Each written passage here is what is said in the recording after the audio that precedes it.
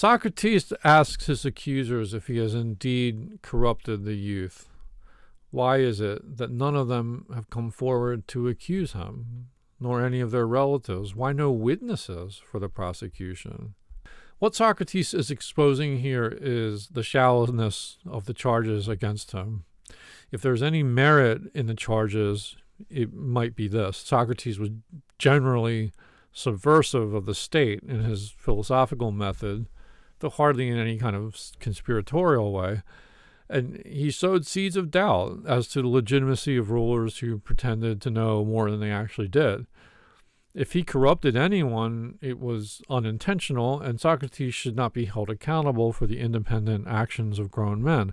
I don't see this coming close to meeting the burden of proof needed to convict him, and yet that's just what they did. Why? Political payback, sending a message to other would-be vigilante philosophers, the need for a scapegoat. Socrates has done an excellent job at persuading us of four things. Number one, he's innocent of the charges. Number two, the charges are silly. Number three, he's steadfast in his approach to philosophical inquiry. He will not budge. And four, nobody can force him to change. Maybe it comes down to the idea of power. Power cannot tolerate any refutation of its force. If Socrates will not bend to the will, he must be nullified. Socrates is just about done. But wait, there's more.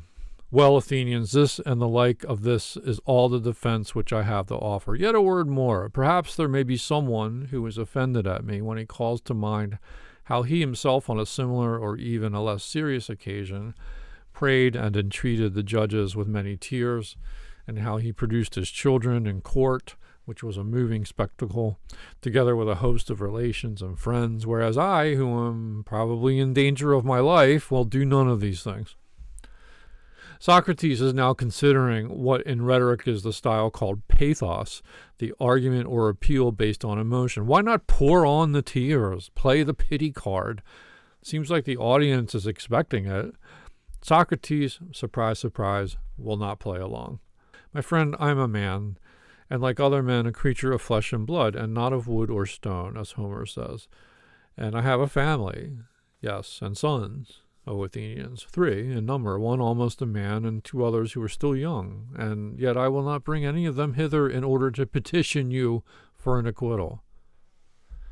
He's not going to trot out the wife and kids like a phony baloney politician. There will be no PR firm hired to manage impressions. Whether I am or am not afraid of death is another question, of which I will not now speak, but having regard to public opinion, feel that such conduct would be discreditable to myself and to you and to the whole state. One who has reached my years and who has a name for wisdom ought not to demean himself. Whether this opinion of me be deserved or not, at any rate the world has decided that Socrates is in some way superior to other men, and if those among you who are said to be superior in wisdom and courage and any other virtue demean themselves in this way, how shameful is their conduct. I have seen men of reputation, when they have been condemned, behaving in the strangest manner. They seemed to fancy that they were going to suffer something dreadful if they died, and that they could be immortal if you only allowed them to live. And I think that such are a dishonor to the state, and that any stranger coming in would have said of them that the most eminent men of Athens, to whom the Athenians themselves give honor and command, are no better than women. And I say that these things ought not to be done by those of us who have a reputation. And if they are done, you ought not to permit them. You ought rather to show that you are far more disposed to condemn the man who gets up a doleful scene and makes the city ridiculous than him who holds his peace. So Socrates puts on his big boys don't cry face. To shoot for pathos would discredit his own honor. Okay, we get that, but would it also discredit the state? How so? If the most eminent citizens are not better than women, ouch, that does not warn well, outsiders will look down on Athens. Frankly, this is not a persuasive argument to me. Why all of a sudden this concern about what others would think? Socrates is employing some quasi-sophistical reverse argumentation here. Notice how he has virtually included the family by way of irony. I'm not going to trot out my wife and my 3 kids, who, by the way, will be left fatherless, hint, hint. Mainly, I think he is taking one last opportunity to set himself apart from the mass. He's kind of saying, I'm not a coward, like you guys. Another sign that he has absolutely no interest in being acquitted. He's spitting in the face of the entire judicial process again. One last reason for not going the pity route: he doesn't think it's a valid form of argument. Socrates. But setting aside the question of public opinion, there seems to be something wrong in asking a favor of a judge and thus procuring an acquittal instead of informing and convincing him.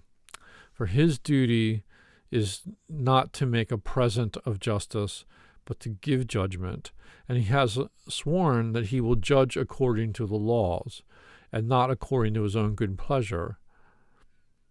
And we ought not to encourage you, nor should you allow yourselves to be encouraged in this habit of perjury. There can be no piety in that.